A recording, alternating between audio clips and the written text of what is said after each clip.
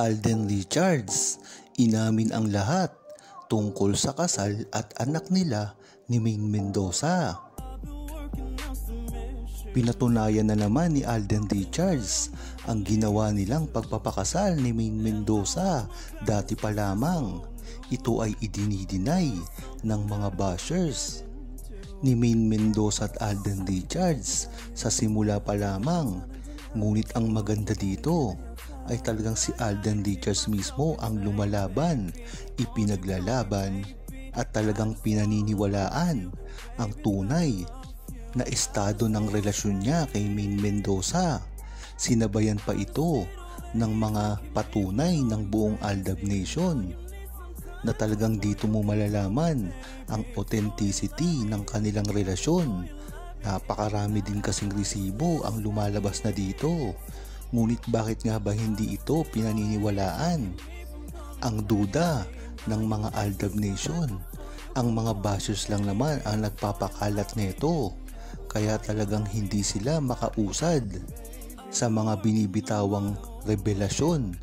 Mga opisyal na resibo ang nakikita nila dito.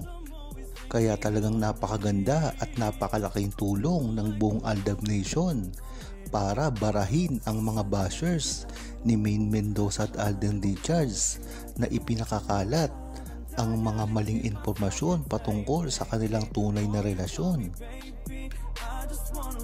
Ayon kay Nelly Olan, bakit nga ba ayaw maniwala ng iba na tunay na ang kasal sila Alden at Maine at sa ngayon ay may mga anak na sila? Yan nga talaga ang tunay na dahilan kung bakit tuloy-tuloy pa rin ang pangbabash kay Maine Mendoza at Alden Richards. Ito ay ang mga tao na hindi nauunawaan ang tunay na relasyon ni Maine Mendoza at Alden Richards sa simula pa lamang. Napansin na kasi ito ng buong Aldab Nation, hindi lang ngayon, ngunit sa simula pa lamang ng relasyon ni Maine Mendoza at Alden Richards ay kabi-kabila na ang mga pangbabash sa kanila at paninira. Kung matatandaan nyo rin dati, nung umuusbong pa lang ang pagmamahalan ni Maine Mendoza at Alden Richards ay panay na ang batiko sa kanilang dalawa.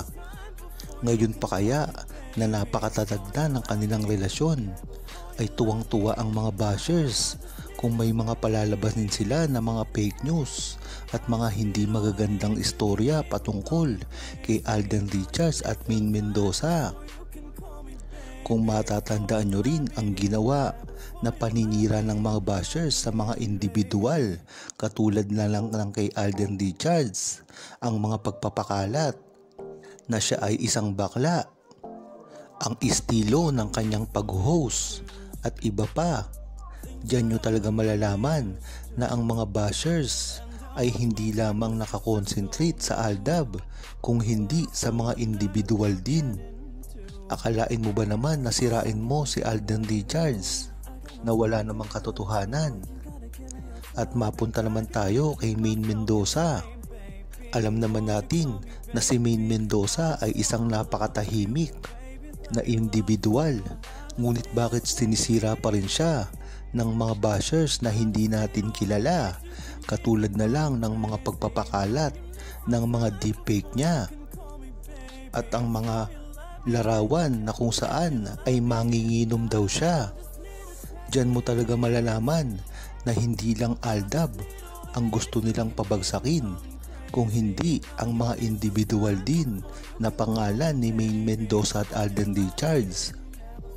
Dahil alam nila sa sarili nila na hindi nila mapapabagsak ang Aldab dahil ang buong Aldab Nation ang makakalaban nila.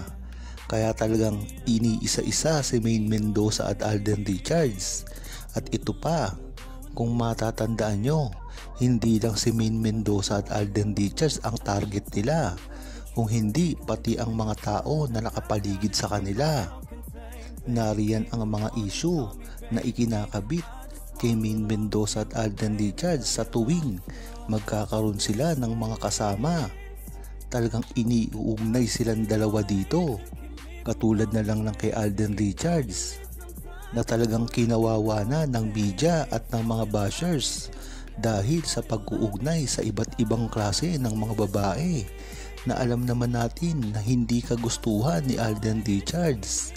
Nandyan sila Sanya Lopez, Catherine Bernardo, kahit na nga si Herlin Budol ay talagang ginagawa na nila ng istorya para masira lamang si Alden Richards. At ganoon na rin naman kay Maine Mendoza.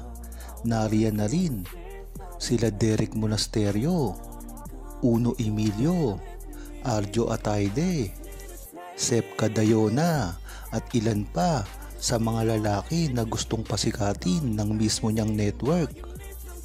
Kaya dyan mo palang malalaman na tunay at hindi nagbibiro ang buong Aldam Nation nang sabihin nila na talagang marami ang naninira kay Alden Richards at Maine Mendoza at kahit kailan ay hindi ito nagtatagumpay dahil nga naman ngayon ay talagang sobrang sikat pa rin ni Alden Richards at Maine Mendoza.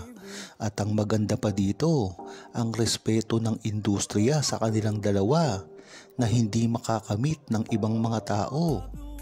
Kung matatandaan nyo, maraming sikat na artista, mayaman na artista, ngunit ang respeto ay napakababa.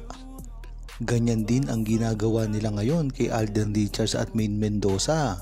Sa sobrang sikat nila ay tinatanggalan nila ito ng respeto. Kaya kung ano-anong mga fake news ang pinalalabas nila patungkol kay Maine Mendoza at Alden Richards, mga malisyoso na balita para ma-turn off ang publiko sa kanilang dalawa.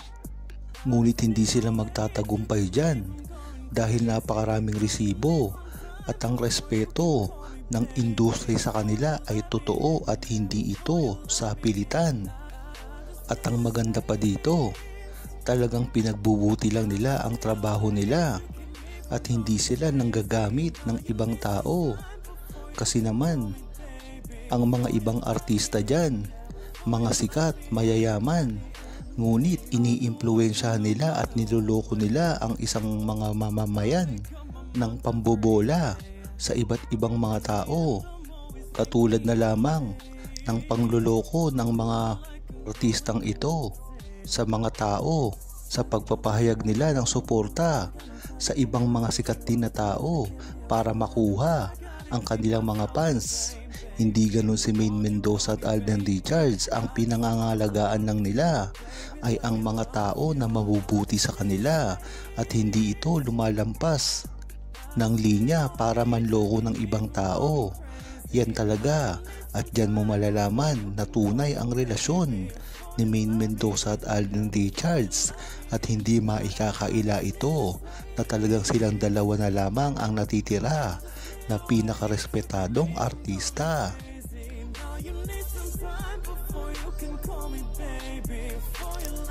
Huwag kalimutang mag-subscribe, comment at i-like ang video na ito.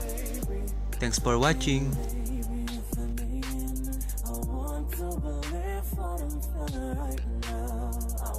You to see that I'm breaking it down. Come take a ride.